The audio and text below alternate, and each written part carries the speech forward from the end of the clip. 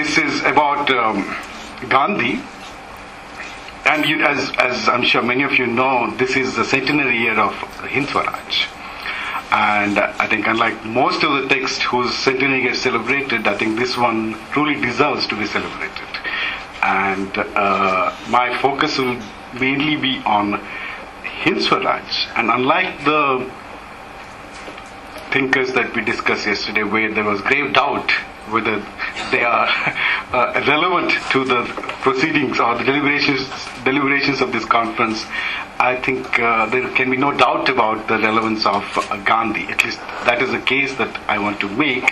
And I want to make it by bringing some problems that we are working within our research program to bear upon Gandhi. In some sense, I want to try and show that the questions, the concerns that animated Gandhi's Hind Swaraj can be our concerns too, in the precise sense that some of the concerns that we were trying to articulate in our research program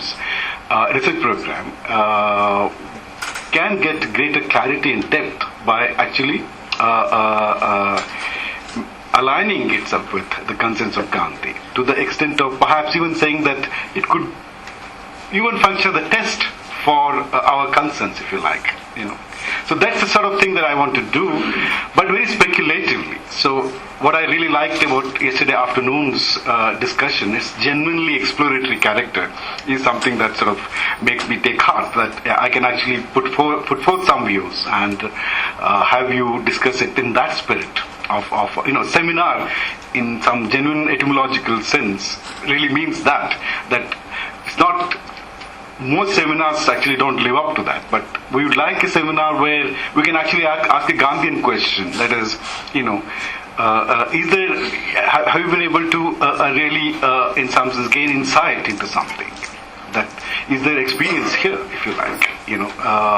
And I think in Dharma and ethics, over the years, I think we've gradually come to a situation where I think we can genuinely ask that has something been explored here? Has there been experience here? So with those, these are not to be counted. These are, as we used to say, trial ball. Okay.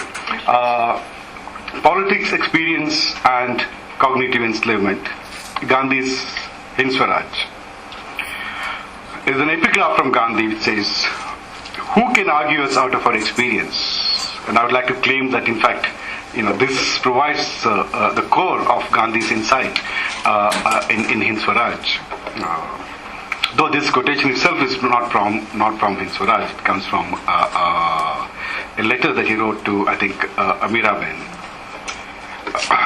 There are two parts or aspects to Gandhi's understanding and rejection of colonialism and of the civilization that produced it.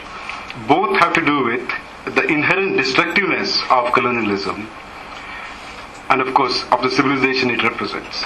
But there seem to be two aspects because there are two different sets of questions involved.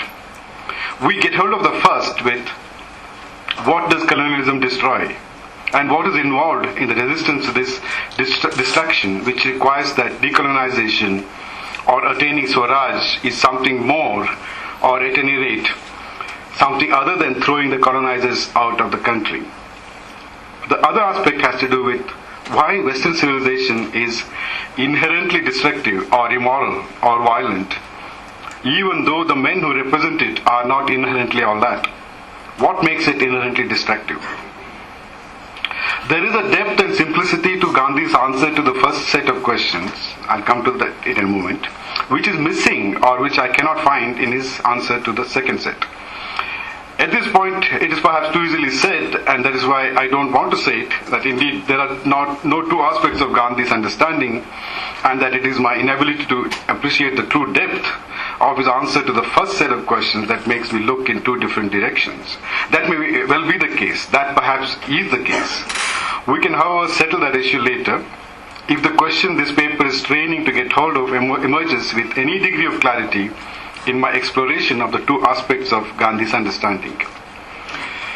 And that question has to do with the deeper integrity of Gandhi's thought, which as Akhil Bilgrami has argued, may not be apparent on the surface of, or in the disparate remarks Gandhi makes on colonialism, experience, and culture. Now, the answer which I say is deep and simple. Gandhi was convinced that colonialism is destructive of the very integrity of experience. It is perhaps because it is deep because it immediately brings up the question of what constitutes a form of life and what conditions are needed for its continued existence and flourishing. It is simple because anyone faced with the onslaught of colonialism and also of the colonized intelligentsia would understand what it meant and would have had to find a way of preserving the integrity of his or her way of life in the face of that onslaught. Gandhi himself found that answering the question of how to live necessarily involved driving out Western civilization. Therefore, though he was not interested in politics, he found that he had to practice satyagraha in the domain of politics too. The question of how to live and how to go about it in the world in such a way that the integrity of experience is preserved is Gandhi discovered the central preoccupation that shaped the form of life, Indian civilization, to use his terms, that was being undermined by colonialism and its civilization.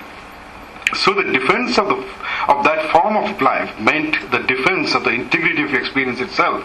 And Swaraj is not only a goal for India, but for the West too, insofar as the West embodied the destructive forces in its civilization. Who can argue us out of experience, asked Gandhi, implying clearly that colonialism does precisely that, and that cognitive enslavement is both the process and the result of being argued out of our experience. What makes Western civilization destructive of experience? It is certainly not the men who represent the civilization, that civilization. That's why Gandhi wants to say that the British need not leave India as long as they are willing to Indianize, in the civilizational rather than the nationalist sense. Indianize themselves. What then enslaves them to a civilization that is so destructive? Or to pick up the same question from the other side, in what way does a form of life, that is India, get undermined by the presence of Western civilization? Here, unlike in the West, it's Indian men, some of them, not the villagers, who succumb to colonialism. It is no fault of their civilization. Gandhi insists on this non-symmetry. Again, if this non-symmetry has any deep and integrated explanation, it has to be located in some feature of the respective civilization. Gandhi, it seems to me, does have such an explanation, but we have to mind his work, to his own phrase, for how one should read the Gita. He says that, in a very interesting metaphor, Gita is not a treasure, that you can just take things out of it. You have to mine Gita, like the metaphor of mining. To start with, let me give a very broad outline of it, leaving the elaboration to the rest of the article. The ethical learning in the West does not provide the kind of self-knowledge needed to conceptualize and counter the violence the West generates, and hence the Westerners cannot be blamed for the evils of the civilization they represent. Whereas Indian traditions structured reflection on experience in such a way that self-knowledge is the ultimate ethical goal, and therefore Indian men are to be blamed for betraying their own civilization. Still, the prior question remains, what makes Western civilization violent, or what comes to the same thing, destructive of experience? It is not that Gandhi says nothing explicit about these matters. For example, we know what he says about lawyers, doctors and railways, and how they could be disruptive of the ideal of Swaraj. The intuition behind this denunciation of things modern is clarified at a more abstract level when he considers modern civilization undesirable because of the ceaseless activity it represents and, quote unquote, the annihilation of space and time it aims at. What has brought about this state of affairs is the West's relentless pursuit of a false ideal conceived as truth. As I'm quoting Gandhi.